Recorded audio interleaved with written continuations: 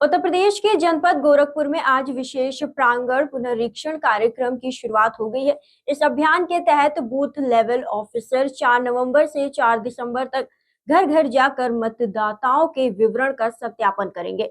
इस दौरान बीएलओ लगभग 15 करोड़ 44 लाख मतदाताओं के पते पर पहुंचकर गणना प्रपत्र 2 प्रतियों में देंगे। इनमें से एक प्रति मतदाता द्वारा हस्ताक्षरित लेकर बीएलओ अपने पास सुरक्षित रखेंगे। जिलाधिकारी दीपक मीणा ने बताया कि बीएलओ प्रत्येक मतदाता के घर कम से कम 3 बार जाकर गणना प्रपत्र वितरित और संग्रह करेंगे। उन्होंने कहा कि प्रपत्रों और गणना प्रक्रिया 4 नवंबर से 4 दिसंबर तक चलेगी, जबकि दावे और आपत्तियां 9 दिसंबर 2025 से 8 जनवरी 2026 तक ली जाएंगी।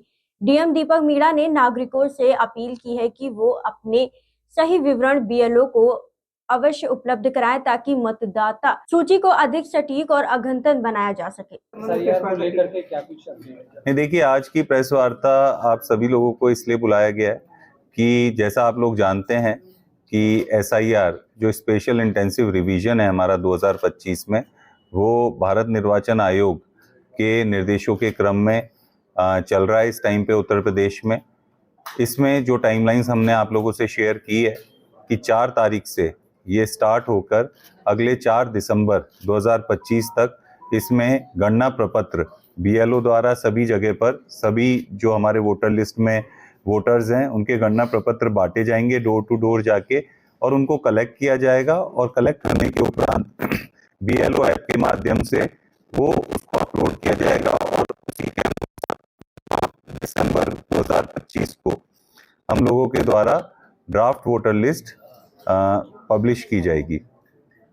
इसमें सभी बीएलओस को ये स्पष्ट निर्देश दिए गए कि आप सभी के घर जाएं, सभी के गणना प्रपत्र दें और 100% डिस्ट्रीब्यूशन करके और सभी डिटेल्स उसमें भरवा के अच्छे तरीके से और उनकी मदद करके तो इसको टाइमली कलेक्ट करें।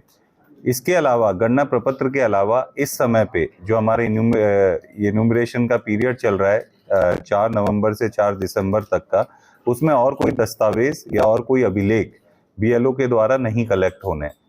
इन सब के इन्यूमरेशन फॉर्म के कलेक्शन के बेसिस पे हमारी ड्राफ्ट वोटर लिस्ट हम लोग पब्लिश करेंगे और उसके उपरांत जो भी दस्तावेज की अभिलेख की कमी किसी वोटर या इलेक्टर को है और उसको देना है तो उनको प्रॉपर फॉर्मेट में हमारे द्वारा नोटिस जारी होंगे और उनसे उन अभिलेखों की मांग की जाएगी जो वो अपने क्लेम्स एंड ऑब्जेक्शन पीरियड में फाइल कर सकते हैं और आगे दावे आपत्तियों का निस्तारण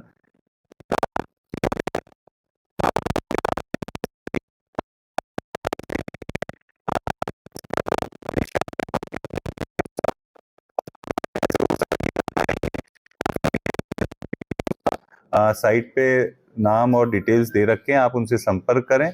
आप उनसे कॉल भी रिक्वेस्ट कर सकते हैं, बुक कर सकते हैं कॉल, वो आपसे वापस से कॉल पे बात भी करेंगे और अपना गणना प्रपत्र लें और जल्दी से जल्दी उसको भर के अपने बीएलओस को वापस से सबमिट करें। गणना प्रपत्र में कोई दस्तावेज भी देने हैं सर? गणना प्रपत्र के साथ जैसे मैंने कहा कि कोई भी इन्यूमरेशन पीरियड में गणना प्रपत्र के अलावा कोई भी दस्तावेज या कोई अभिलेख बीएलओ को नहीं लेना है, ना किसी व्यक्ति को इलेक्टर को देना है। सर साइट का नाम बता दीजिए।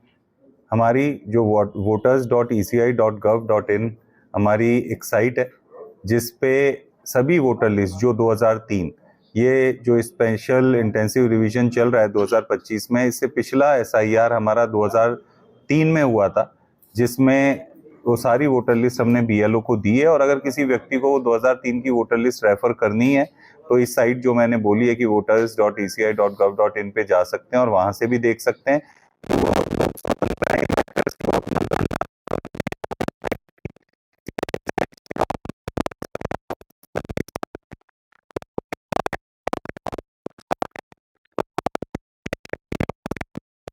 मैपिंग का काम कर रहे हैं, पर ज्यादा से ज्यादा लोग, जितने लोग हम 2003 की वोटर लिस्ट से लिंक कर पाएंगे उतने ही कम अभिलेखों की या उतने ही हमारे दस्तावेजों की हमें दावे आपत्तियों में जरूरत पड़ेगी।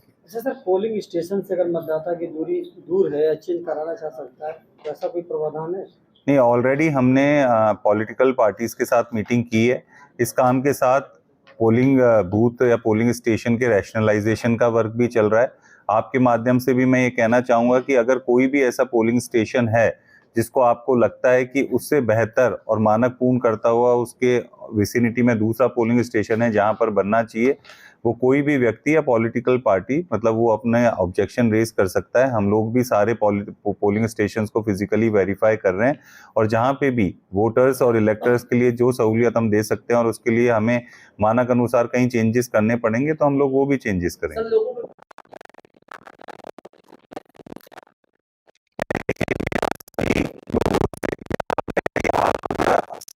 अपना गणना प्रपत्र बेसिक डिटेल लेके भर के भेज देंगे